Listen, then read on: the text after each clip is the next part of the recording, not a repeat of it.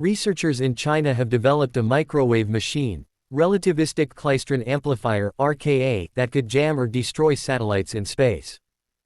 The device can generate a wave burst measuring 5 megawatts in the Ka band, a portion of the electromagnetic spectrum increasingly used for both civil and military purposes, citing Asia Times, Taiwan News reported.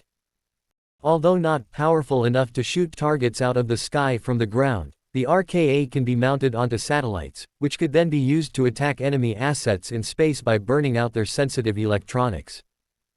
Directed energy weapons are systems that use concentrated electromagnetic energy rather than kinetic energy to damage or destroy enemy equipment and/or personnel in a physical conflict.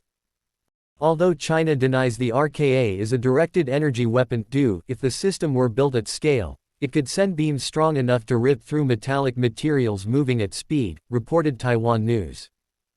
In fact, a Beijing-based space scientist told the media anonymously this tech could function as a high-powered weapon, saying its power was overwhelming just to think about.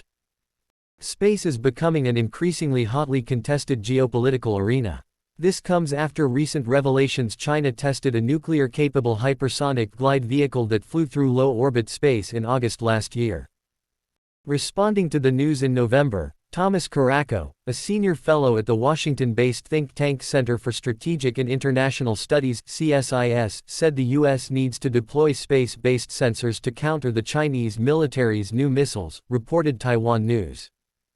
The collaboration Russia and Western countries enjoyed in space for decades may be ending fast, with the Russian space director recently threatening Moscow might decline to correct the course of the International Space Station, which would bring it crashing down to Earth, reported Taiwan News.